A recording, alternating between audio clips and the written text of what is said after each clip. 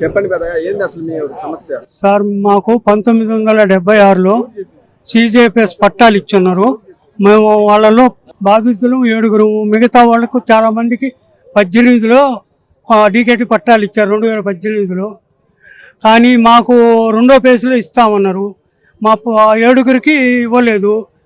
మాకు వచ్చి మనిషికి 2.5 ఎకరా, 3 ఎకరాలు, 4.5 అట్లా 7 వచ్చి 28 ఎకరాల దాకా ఇచ్చున్నారు.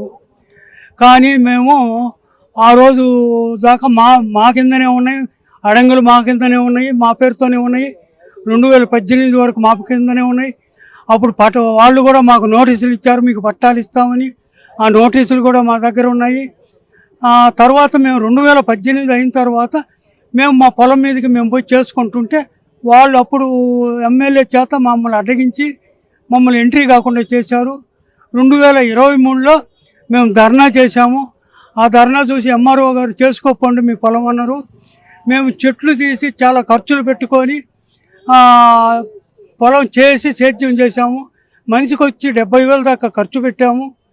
కానీ పూర్తిగా చేసి పొలం దున్ని విత్తనం వేద్దాం అనుకునే టైంలో వాళ్ళు పోలీసుల చేత ఆపిచ్చారు. అతను వచ్చి పూర్తిగా వైకాపా నాయకుడు. అతను ఎమ్మెల్యే గారి చేత చెప్పించి మాకు ఆపిచ్చాడు. తర్వాత మేము కూడా ఎమ్మెల్యే దగ్గరికి పోయాము. పోయిన తర్వాత అతను మీకు చేస్తాలే అంటాడు, కానీ మమ్మల్ని మాకేం చేయలేదు. అతనికే ఫేవర్గా MRO గారికి చెప్పి ఆపిచ్చాడు. ఇప్పుడు నా వయసు దాదాపు 78 సంవత్సరాలు. నేను ఇక తిరగలేక అందరికీ, కలెక్టర్ గారికి, వాళ్ళకి ఎన్నో దఫాలు అర్జీలు ఇచ్చాము. కానీ ఇంతవరకు మాకు ఏ న్యాయం జరగలేదు. మా పిల్లలు కూడా మాకు అన్నం పెట్టే పరిస్థితి లేదు. మాకు ఉండేది ఆ 2.5 ఎకరేను. మాకు పట్ట పొలం ఏదో 2 ఎకరాలు ఉంటే పిల్లలు తీసుకొని చేసుకుంటుండ్రు. కానీ అవి కూడా మాకు ఇచ్చిన పొలాల్లో కూడా ఒక 10 ఎకరాలు దాదాపుగా రిజిస్టర్ చేసుకున్నాడు. అసలు CJF పొలాలు ఎట్లా రిజిస్టర్ అవుతాయో మాకు అర్థం కాలేదు. అయ్యిగాక అతను గవర్నమెంట్ ల్యాండ్ ఒక 30 ఎకరాల నుంచి 40 ఎకరాల దాకా ఆక్రమించుకొని జామాయిలు వేసి 4 సంవత్సరాల నుంచి కొట్టుకుంటా 4 సార్లు కొట్టాడు. ఇప్పుడు అంటే దాదాపు 10 ఎకరాలు 12 సంవత్సరాల నుంచి కొట్టుకొని డబ్బులు చేసుకుంటున్నాడు. ఇప్పుడు కూడా మాకు న్యాయం జరగటం లేదు. ఈరోజు వచ్చి మేము కలెక్టర్ గారికి అర్జీ ఇచ్చాము. మా వయసునైనా చూసి మమ్మల్ని, అప్పుడంటే ఆ ప్రభుత్వం చేయలేదు, ఇప్పుడైనా గౌరవనీయ ముఖ్యమంత్రి చంద్రబాబు నాయుడు గారు, మా ఎమ్మెల్యే మినిస్టర్ గారైన ఆనం రామనారాయణ రెడ్డి మా బాధలు చూసి మాకు న్యాయం చేయగలరని మేము ప్రార్థిస్తున్నాం. అయ్యా, మాది మర్రిపాడు మండలం, పొంగూరు కండ్రి గ్రామం, నెల్లూరు జిల్లా. మేము రెవెన్యూ సమస్య మీద తిరుగుతూ ఉన్నాము. ఈ రోజు నుంచి కాదండి, గత 6 సంవత్సరాల నుంచి కూడా తిరుగుతూ ఉన్నాము. 6 సంవత్సరాల క్రితం తిరిగినప్పుడు అప్పుడున్న గౌరవ కలెక్టర్ గారు ముత్యాలరావు గారు మీకు డీకేటీలు ఇస్తున్నాం, ఇంక మీ సమస్యలు తీరిపోయాయన్నారు. చాలా సంతోషంగా ఆనందంతో పోయాము. తర్వాత 2018లో డీకేటీ ఇచ్చారండి, కానీ మాకు మాత్రం రాలేదు. నాకు 4 ఎకరాల 52 సెంట్లు ఉంటే 33 సెంట్లకే ఇచ్చారు. ఏంటి సార్ ఇది నా పరిస్థితి అని చెప్పి అప్పటి నుంచి కూడా తిరుగుతూ ఉంటే సెకండ్ ఫేజ్ అన్నారు. సెకండ్ ఫేజ్ కాదు కదా, ఇప్పుడు కూడా ఎన్ని ఫేజులు అయ్యాయో మాకే తెలీదు. ఏంటి సార్ అంటే, మా ఊర్లో ఒక వ్యక్తి మాదాల సుబ్బారావు, అతని కొడుకు నాగేశ్వరరావు అనే వ్యక్తులు వాళ్ళిద్దరూ ఆపిస్తున్నారని చెప్పి రెవెన్యూలో వాళ్ళకున్న పలుకుబడి, మండల ఆఫీసులో వాళ్ళకున్న పలుకుబడి ఎవరికీ లేదండి. వాళ్ళు ఆ విధంగా తీవ్రంగా ఏ విధంగా వాళ్ళని మ్యానిపులేటెడ్ చేస్తున్నారో తెలియదు, కానీ ఆ విధంగా వాళ్ళని లోబరుచుకొని ఆపిస్తూ ఉన్నారు. మేము గత ప్రభుత్వంలో కూడా చాలా పోరాటం చేసాము. ఆ ప్రభుత్వంలో అతను వైసీపీ లీడరు ప్లస్ ఎమ్మెల్యే గారికి అనుంగ శిష్యుడు అని చెప్పి విన్నాము. మేము ఎమ్మెల్యే గారి దగ్గర కూడా పోయాము, సార్ మాకు న్యాయం చేయండి అని. ఎమ్మెల్యే గారు కూడా న్యాయం ఉంటే జరిగిద్దిలే అని మాట దాటవేసే పనే చేశారు తప్పితే మాకేం న్యాయం చేయలేదు. మేము అప్పుడున్న కలెక్టర్ గారు కూడా చాలా దఫాలుగా అర్జీలు ఇస్తూనే ఉన్నాము. ఇవన్నీ అర్జీలేనండి, అర్జీలు ఇచ్చి మాకు అలుపు వచ్చింది తప్పితే అధికారులకు ఏం చల్లడం లేదండి. మేము అడిగేది ఒకటే, మండల ఆఫీసులో వెబ్లాండ్ హిస్టరీ చూడండి. ఎవరైతే వాళ్ళకి న్యాయం చేయమని అడుగుతున్నాం. ఎంఆర్ఓ గారి దగ్గరికి వెళ్తే ఆర్డీఓ గారి దగ్గరికి అని చెప్తారు. ఆర్డీఓ గారి దగ్గరికి వెళ్తే మా దగ్గర లేదు కలెక్టర్ అంటారు. కలెక్టర్ గారి దగ్గరికి వస్తే ఎంఆర్ఓ గారు అంటారు. ఈ రెవెన్యూలో అసలు ఎవరు చేస్తారో పని మాకే తెలియడంలో మేము తిరిగి అలిసిపోయాము. ఈ 78 ఏళ్ళ వయసు వాళ్ళు నిల్చోలేకుండా ఉన్నారు. వీళ్ళ పరిస్థితి చూడండి. వీళ్ళకి కూడా ఇదే ఒక ఏడుగురు రైతులు ఒక్క వ్యక్తి ఆక్రమించున్నాడు మా ఊర్లో సీజేఎఫ్ ల్యాండ్లో. మాకు ఇప్పుడైనా న్యాయం చేయమని ప్రభుత్వాలు మారాయి, అధికారులు మారారు. ఇప్పుడన్నా న్యాయం చేయమని మేము ప్రార్థిస్తూ ఉన్నాము. దయచేసి మా బాధను అర్థం చేసుకోండి. నేను చేతి వృత్తులు చేసుకుని ఒక్కరోజు పనికి పోతే 700-800 వస్తుంది. అది కూడా వదులుకొని అర్జీల కోసం తిరగడం, పొలం కోసం తిరగడం సరిపోతానే ఉంది. ఇల్లు గడవడం కూడా కష్టంగానే ఉంది. వాళ్ళేమో ఆక్రమించిన పొలాలు చేయడంలో ఆక్రమించిన వాళ్ళు దర్జాగా తిరుగుతూ ఉన్నారు. మేము పొలం సేద్యం చేయాలని పోతే పోలీసులను ఉపయోగించి మీదైతే మీరు రెవెన్యూ నుంచి కాగితం తెచ్చుకోండి అని చెప్తా ఉంటారు. రెవెన్యూ ఆఫీస్కి వెళ్ళి మా కాగితం ఏంటంటే అది ఇప్పుడు ఇచ్చేది కాదు కోర్టు అని చెప్తారు. కోర్టుకి ఎవరు పోయారు? కోర్టుకి మీకేమైనా కోర్టు ఇచ్చింది ఆర్డరు వాళ్ళు ఆపేసేయండి చేయొద్దని చెప్పి? లేదు, అదే చెప్పరు.